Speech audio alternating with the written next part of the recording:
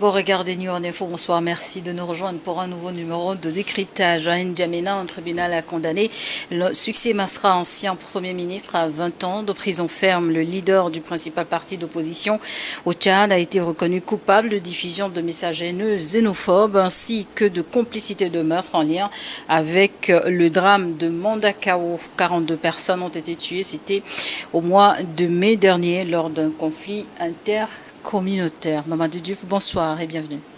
Merci. Bonsoir Charlotte. Pour le président national des réformateurs, le verdict est enfin connu. Oui, le verdict est tombé et il est particulièrement sévère puisque condamner quelqu'un comme Masra à 20 ans de prison, s'il doit purger 20 ans de prison, ça veut dire que je ne dis pas qu'il n'a plus d'avenir politique au Tchad, mais il n'a plus d'avenir. Si en plus on lui demande de payer 1 milliard de francs CFA, ça veut dire qu'il est clair que ce monsieur sera fini politiquement, même s'il avait de l'argent, il sera fini également financièrement. C'est une façon, pour dire ainsi, de neutraliser un opposant gênant, parce qu'il faut le dire, c'est un opposant gênant pour le président actuel du Tchad. C'est quelqu'un qui a quand même une certaine popularité auprès de la jeunesse tchadienne. Et il le coupe justement de 20 ans d'emprisonnement ferme et d'une amende d'1 milliard de francs CFA. Mais quelles sont les implications, selon vous, de cette condamnation sur la scène politique tchadienne, notamment pour l'opposition tchadienne? En fait, il y aura deux implications. La première va concerner son parti, les transformateurs. Et c'est comme si lui, il a anticipé. Quand on l'a arrêté, il a compris que les gens lui en veulent. Pour ne pas laisser son parti et faire laisser moi ou personne, il a quand même désigné quelqu'un pour prendre sa place, pour éviter que le parti ne s'arrête. Et je crois que ça, c'est une très bonne initiative de sa part. Il a pris Ben Doumra Kodié pour pouvoir continuer les activités du parti. C'est vrai, ça ne sera pas la même personne, mais bon, un vrai parti politique, comme on le répète tout le temps sur ce plateau, ce n'est pas un individu, c'est une association. Donc ces gens doivent pouvoir continuer le combat qu'il est en train de mener. Qu'est-ce que cela va donner? C'est trop tôt pour répondre. Il y a un deuxième aspect qui est beaucoup plus compliqué, c'est l'opposition tchadienne de façon générale. Qu'on n'oublie pas que Masra, avec l'opposition tchadienne, avait créé un front qui s'était opposé même à la candidature du président actuel en demandant à ce que ce qui avait été dit au niveau de la charte soit respecté. Mais quand il a accepté, après les accords sous l'égide de Tshisekedi, de revenir au Tchad et qu'il est rentré dans le gouvernement, ça a créé une scission au niveau de l'opposition tchadienne.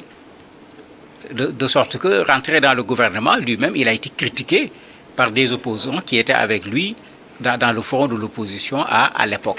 Quelle va être l'attitude de ceux-là aujourd'hui? Est-ce qu'ils vont faire de l'analyse a posteriori en disant on l'avait dit, ils ne nous avaient pas écouté, voilà, c'est bien fait pour lui, mais ça ne sera pas bon pour eux?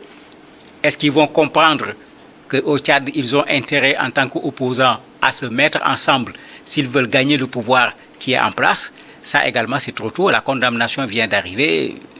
Ces avocats ont interjeté appel. Il va falloir une réflexion profonde pour qu'on sache qu'est-ce que sera l'avenir politique de l'opposition au niveau du Tchad, parce qu'on a l'impression qu'on assiste à une politique de terre brûlée de la part de l'État par rapport à l'opposition. Rappelons qu'on a éliminé Yaya Dilo, qui même a des liens de sang avec le président actuel, qu'on rappelle qu'avant lui, et bien avant même en 2008, Ibn Omar Mahamat Saleh, opposant également qui créait des problèmes à son père, Idriss Déby, a disparu et jusqu'à aujourd'hui, on ne l'a pas retrouvé, on ne sait pas où il est. Mais il faut qu'il fasse la lecture de cette réalité du Tchad, parce que le Mahamat Déby qui est là au pouvoir peut cacher un Idriss Déby qui n'est plus là. Mais avec un Succès Masra aujourd'hui écarté de la scène politique, lui qui est le leader du principal parti d'opposition tchadienne, est-ce que cela peut avoir pour conséquence un affaiblissement de l'opposition? En principe, non. Dans un parti politique, il y a un leader, il y a un projet. Tant que le projet est là, quand le leader n'est pas là, il doit y avoir un numéro 2, un numéro 3. C'est ça qui est normal dans un parti politique. Et c'est ce que nous ne faisons pas dans nos partis, puisque quand il y a le chef, on ne veut même pas qu'il y ait d'adjoint. Si c'est ce qui a été fait dans les transformateurs, prendre la relève va être extrêmement difficile. D'autant que si le régime tchadien est dans une logique de casser cette légitimité, même celui qui va venir, ils ne le laisseront pas tranquille. Ils vont continuer dans la même stratégie pour pouvoir casser cette légitimité, puisqu'on l'a vu mobiliser de façon extraordinaire des foules pendant la campagne électorale. Il est très reconnu dans certaines zones du Tchad, le cas de Mandakao dont on parle, qui est à l'origine de cette condamnation. Mais si le parti est un vrai parti, il y a un projet qui est là, c'est un porteur du projet qui n'est pas là, on prend un autre porteur du projet et on continue, on fait focus sur l'objectif du parti en se battant également sur le plan juridique pour que celui qui n'est pas là puisse retrouver sa liberté. Et certains observateurs, Mamadou Diouf, estiment que cette condamnation de succès Masra pourrait être liée à des enjeux plutôt politiques. Quelle analyse en faites-vous? Ça lui ressemble grandement pour deux raisons. La première raison, depuis qu'il a été arrêté, l'audio a été montré par les avocats. Ce qui est curieux, l'audio date de 2023. Il a été arrêté en mai 2025. Il y a déjà un problème. Puisque on ne va pas me dire que c'est l'audio de 2023 qui a amené les événements de mai. Vous pensez que les contextes peuvent pas être les mêmes? Pour nous autres historiens, il y a un problème. On appelle ça de l'anachronisme. Il faut que ça soit clair. Ça, c'est déjà un problème. Même dans l'audio, ce qu'il dit, est-ce qu'il appelle à la haine quand il demande à des populations qui sont agressées d'apprendre à prendre les armes, à se défendre? C'est vrai que dans un État, il y a des forces qui sont chargées de prendre la défense des populations. Ce n'est pas aux populations de se lever elles-mêmes et de prendre leur défense. Mais on fait comme si ça, c'est un phénomène, alors que ces affrontements communautaires viennent et reviennent régulièrement au niveau du Tchad, de sorte que dans beaucoup de communautés, effectivement, les gens essayent de s'organiser pour faire ce qu'on appelle de l'autodéfense. Et quand tu vois ce qu'il disait, il parlait plutôt d'autodéfense que d'aller agresser des gens. Il y a ça déjà qui pose problème. La deuxième chose qui pose le plus problème, on avait parlé ici de l'accord qui a fait qu'il est retourné au Tchad, l'accord qui a été piloté par le président Félix Tshisekedi. C'est pourquoi, si vous avez bien suivi, ces avocats ont demandé à ce que le président Félix Tshisekedi soit entendu comme témoin. Parce que dans les accords qui avaient été signés, ce problème d'enregistrement avait été posé. Ce n'est pas la première fois que ce problème est posé. Il a été posé et c'est ça qui était en partie à base également du mandat d'arrêt international qui a été demandé contre lui. Mais dans les négociations pilotées par Tshisekedi, toutes ces choses avaient été effacées. Donc même l'élément de preuve n'est plus un élément de preuve en tant que tel, parce que l'amnistie a emporté tout cela. Mais puisque le monsieur est rentré dans le gouvernement, on pensait que peut-être en rentrant dans le gouvernement, quand il ressort, il aura perdu l'essentiel de ceux qui le soutiennent. Il est ressorti, il a perdu des soutiens, mais il a encore une base. On le craint peut-être pour les prochaines élections, mais si vous le condamnez à 20 ans, ça veut dire que c'est terminé. C'est terminé pour lui en termes d'avenir politique au niveau du Tchad. Je ne vois pas avec un dossier où il y a une condamnation de 20 ans de prison, un casier judiciaire, je ne vois pas où est-ce qu'il va déposer le dossier de candidature et cette candidature sera validée. Et dans un contexte de tension, dans un contexte marqué aujourd'hui par des tensions ethniques, quelles peuvent être les conséquences de cette condamnation sur la société tchadienne? En fait, il faut qu'on fasse attention dans nos pays où la construction de la nation n'est pas encore une réalité. Il faut qu'on évite, quand on juge Succès Masra, on doit juger Succès Masra par la communauté à laquelle il appartient. Parce qu'on crée un problème qu'on ne va pas pouvoir résoudre. Même s'il a défendu cette communauté, ce qui est logique, parce qu'en tant qu'homme politique, si c'était même une autre communauté à laquelle il n'appartient pas, qui est une communauté tchadienne, il doit les défendre. À plus forte raison quand il appartient à cette communauté. Mais ramener les choses à une affaire de haine, de race, de xénophobie, c'est quelque chose que nous devons éviter parce que nous n'avons pas encore construit une véritable citoyenneté dans nos pays. On est encore beaucoup plus sensible en termes de soutien à ma région, à mon groupe communautaire, qu'à la nation en tant que dénominateur commun auquel nous appartenons nous tous. Donc quand on fait ce genre de procès, même la justice devrait faire attention pour ne pas, en voulant condamner la xénophobie, faire le contraire, c'est-à-dire semer les germes de la xénophobie. Est-ce que vous craignez que cette condamnation puisse influencer la gestion des violences communautaires dans ce pays? Mais bien sûr, ceux qu'il a voulu défendre peuvent considérer que derrière la condamnation de Succès Masra, c'est eux qui sont condamnés. Mais en ce moment, ces gens vont avoir une réaction identitaire de reconnaissance davantage par rapport à Succès Masra, mais d'opposition par rapport à un pouvoir. Et en ce moment, on aura une opposition qui n'est plus fondée sur des bases politiques, sur la base d'un projet de programme, sur la base d'un programme économique, mais sur la base d'une appartenance d'un groupe qui considère que quand on nous crée des problèmes, l'État ne réagit pas. Quand on nous défend, on attrape celui qui nous défend, on le met en prison. Mais ces gens seront dans un repli identitaire qui ne fera pas du tout l'affaire du Tchad. Et sur la scène politique et en matière de cohésion sociale au Tchad, quels peuvent être les impacts? Les impacts vont être énormes parce qu'au Tchad, il y a déjà un reproche que l'opposition fait au débit, depuis père jusqu'à fils, en disant que c'est une partie des Tchadiens qui a le pouvoir entre ses mains. Mais quand on en vient maintenant à s'en prendre à une communauté, mais vous imaginez qu'est-ce que cette communauté va penser de ceux qui détiennent le pouvoir. Ça a toujours été un débat au niveau du Tchad, quand le père était là, puisque les gens le disaient clairement en disant, regardez tel poste, on montrait clairement que vous avez un clan, puisque c'est l'expression qui est utilisée, qui détient aujourd'hui tous les leviers du pouvoir au niveau du Tchad. Ça devient un problème parce que quand on veut gouverner un pays par un clan, mais vous poussez les autres clans à revendiquer leur part, à revendiquer leur place. Mais on rentre dans ce qu'on veut éviter ici, parce que si on a voulu le condamner pour arrêter, pour empêcher aux gens de faire appel à la xénophobie et autres, mais quand des gens appartiennent à des groupes, ils se sentent écrasés, ils voient qu'il y a un autre groupe qui gouverne, qui a tous les avantages, qui a tous les pouvoirs, et les autres n'ont absolument rien. Mais quand tu dis aux gens, vous faites appel à la haine, mais c'est la pratique du pouvoir qui est véritablement l'appel à la haine et qui crée véritablement de la discrimination au niveau du pays. Condamné à 20 ans de prison, à 1 milliard de francs CFA d'amende, est-ce que Succès Masra et ses avocats, est-ce qu'ils comptent faire appel? Ils ont dit qu'ils vont faire appel. Ils ont dit clairement au sortir de l'audience qu'ils vont faire appel, puisqu'il n'y a pas de preuve, c'est ce que l'avocat a dit de façon extrêmement claire, aucun élément tangible n'a été présenté. Ils considèrent que c'est quelque chose de politique. Ils vont même plus loin, eux, ils vont jusqu'à dire que le drame même a été orchestré par l'État. C'est exactement ce que l'avocat a dit pour faire porter la responsabilité à leur client.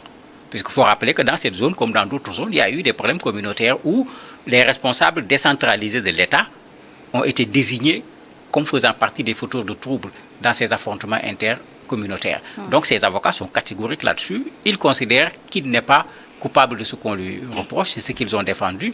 Et ils ont interjeté appel, ce qui fait que, bon, pour le moment, il y a une suspension de la condamnation, de l'amende, etc., en attendant que le procès en appel se tienne. Et dans le souci de prévenir de nouvelles tensions interethniques, quelles peuvent être les voies possibles pour apaiser les tensions et garantir un dialogue constructif dans ce contexte? Mais il faut promouvoir au Tchad une citoyenneté qui soit la même citoyenneté pour tous les Tchadiens. Autant c'est valable au Tchad, autant c'est valable dans tous les pays du monde. Quand on promeut une citoyenneté où chaque Tchadien sent qu'il est Tchadien, son appartenance particulière ne pourra pas prendre le dessus sur son appartenance nationale. Généralement, les appartenances nationales les particulières prennent le dessus quand l'appartenance nationale est extrêmement faible, ou bien quand les gens ont l'impression que l'appartenance nationale n'est pas une réalité. Vous voyez parfois, dans certains conflits, quand vous écoutez les jeunes qui se lèvent, qui se révoltent, qu'est-ce qu'ils disent? Ils disent on ne nous prend pas en compte, c'est comme si on ne fait pas partie de ce pays. Mais ça veut dire que l'appartenance nationale pose encore problème. Et quand je dis l'appartenance nationale, il ne s'agit pas de faire une carte d'identité nationale à tout le monde, non. Il s'agit de faire un développement avec une certaine équité sur le plan territorial. C'est-à-dire que les gens sentent que le budget de l'État a été utilisé pour l'ensemble des Tchadiens et pas pour une raison géographique donnée en priorité par rapport à d'autres régions géographiques. Parce que c'est ça qui cultive également cette appartenance nationale. Et quand on est dans une situation où l'appartenance nationale prend le dessus, dès que quelqu'un veut réveiller ces questions particulières, mais vous allez avoir une réponse nationale pour dire non. Ne nous amenez pas ce genre de problème ici, nous n'en avons pas besoin. Mais quand c'est très faible, c'est le contraire. La plus petite histoire d'une seule personne peut se transformer en une histoire communautaire. On va dans un affrontement intercommunautaire, alors qu'en réalité, le problème est parti entre un affrontement entre deux personnes qui appartiennent à des communautés différentes. Et au Tchad, quelle analyse faites-vous des démarches du pouvoir pour essayer de garantir un dialogue avec l'opposition? Mais ça va être compliqué. N'oublions pas que le Tchad vient déjà de loin. Avec le dialogue qui avait été fait à Doha au niveau des monarchies du Golfe, où ils ont essayé de regrouper les groupes armés, ils ont réussi à en avoir certains, mais les plus importants, le FACT par exemple, avait fini par bouder. Donc quand on faisait le dialogue qu'on appelle national, inclusif et tout, il n'était pas inclusif parce qu'une partie des groupes armés, et pas des moindres, n'ont pas participé. Quand on faisait le dialogue au niveau national, au niveau de N'Djamena même, vous avez des partis d'opposition qui avaient boycotté le dialogue, dont le parti de Succès Masra qui avait demandé qu'on organise un dialogue parallèle, ce qui leur avait été refusé. Certains qui avaient intégré le dialogue ont boudé avant la fin parce qu'ils se sont rendus compte que c'est comme s'il y avait des documents déjà préparés qu'on demandait aux gens de venir et de valider. Il ne s'agit pas d'un dialogue où on pose les problèmes du pays, on en discute et on parle des perspectives. Donc bien qu'il y a eu dialogue, comme je le dis tout le temps, les pouvoirs organisent des dialogues pour sortir d'une situation, pas pour régler les problèmes du pays. Un dialogue avait été fait parce qu'il fallait sortir de la transition, il fallait que Mahamat Déby soit candidat. C'était ça la priorité de l'État tchadien en faisant ce dialogue. La priorité, ce n'était pas de résoudre les problèmes du Tchad. Si le dialogue avait résolu ces problèmes, ces affrontements ne se seraient pas passés comme ça s'est passé et ça n'allait pas induire cette condamnation de Succès Masra. Donc, c'est bon de faire un dialogue, mais qu'il soit un vrai dialogue, qu'il soit un dialogue sincère, qu'autour de la table, qu'on ait toutes les parties, que ça soit véritablement inclusif. C'est en ce moment qu'un dialogue peut permettre, dans un pays où il y avait des problèmes, de recoudre les morceaux et de permettre à un pays de repartir sur de nouvelles bases. Mais comment est-ce que les réformateurs aujourd'hui peuvent-ils garantir une survie du parti dans l'espoir de participer à de futures élections dans le pays? Il y aura deux choses à faire ici, puisque certains disent que le président va le gracier après, mais qu'on fasse la part des choses. Gracier, il ne sera pas candidat. Parce que gracier signifie qu'au lieu qu'il passe 20 ans de prison, on le laisse faire 6 mois de prison, on le laisse rentrer chez lui libre. Mais la condamnation est là. Pour qu'il soit candidat, il faut qu'il soit amnistié. Et personne ne parle d'amnistie, les gens parlent de grâce. Mais en ce moment, il faut que le parti prenne ses responsabilités. Si c'était un projet pour le Tchad, ce n'était pas un projet pour Succès Masra, il faut que le projet pour le Tchad se poursuive sans Succès Masra pour le moment. Maintenant, le combat Succès Masra, il faut que le même parti le porte sur le plan juridique pour le sortir de là où il se trouve. Mais s'ils le font, et s'il y a quelqu'un qui est en mesure de reprendre les rênes du parti, mais ils peuvent d'abord conserver ce qu'ils ont comme base sur le plan politique.